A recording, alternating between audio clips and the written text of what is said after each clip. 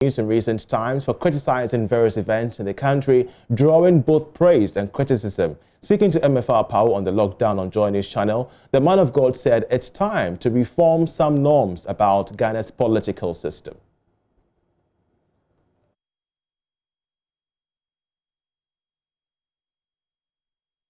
I used to do what we call youth explosion. It was all part of a national transformation agenda to try and create a certain awareness for the youth, to educate them, to inform them, to make them build solid character. Now, we've done that for the youth. For 7 years, we're going around the country doing that. Now, we think that as a nation, people must, the awareness must come. For me, irrespective of the successes we have chalked as a nation, there's so much to be done. From your outfit or Joy, I saw this video footage where you filmed the vehicles, gallopers that Rawlings bought at the tail end of his presidency, and then 110 or something, and left them when Kufuor came. They didn't use them, and as at last year or early this year, those gallopers had been reduced to nothing, and we had to pay judgment debt of $1 billion to the company. Okay, Kufuor came. He said there was a deficit of housing, and so we needed housing. Affordable housing. He built affordable housing, and Professor Atamils and His Excellency John Mahama came, and those buildings have still not been used. We see John Mahama build schools, build hospitals, build other things, and then our President Nana Akufo-Addo comes and his government says we will use it. Now, those monies used in building those things are not their personal monies. It's not from their pocket. It's our national money. And meanwhile, then we've been always having a budget deficit. So we have to always borrow to be able to make our budget work.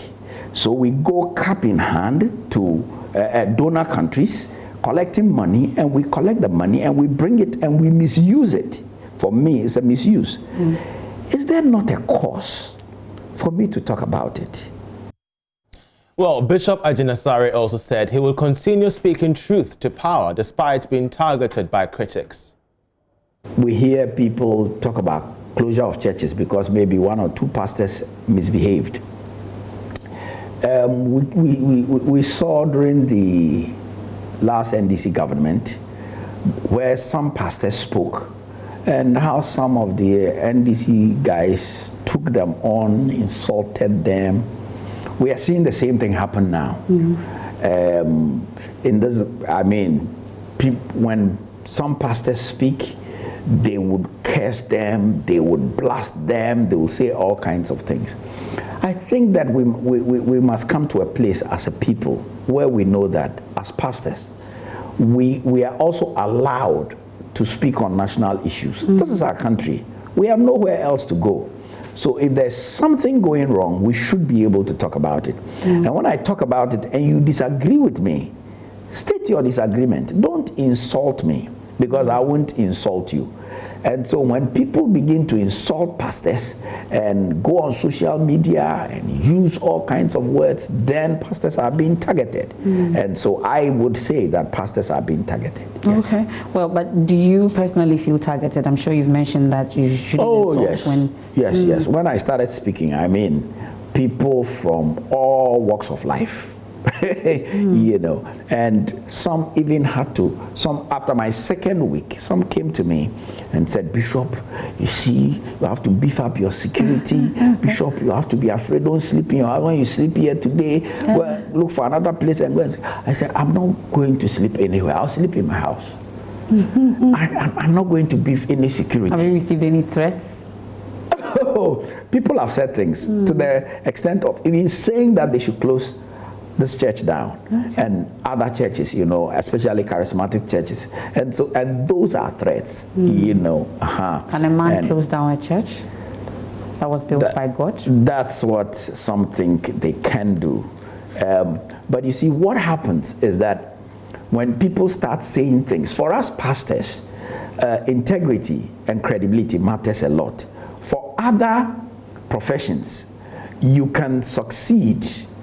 They normally say that you don't need to have character to deliver for other professions. For our profession, you need character to deliver. If you go to 1 Timothy chapter 3, where it talks about the qualifications of a man of God, it states it there categorically. You can't be immoral, you can't be drunken, you can't quarrel, you can't fight, you can't be misbehaving. So for us, character matters. So if people will accuse you without proof, if people can mudsling you like they did, they mudsling me, they mudslung me, and but we are here. Strong words from Bishop Agyinasare there. Well, the National Securities Operatives have arrested leaders of a group suspected of extorting money from young graduates with the promise of a better life under a shady network marketing scheme. Now, the three young men who were initially arrested for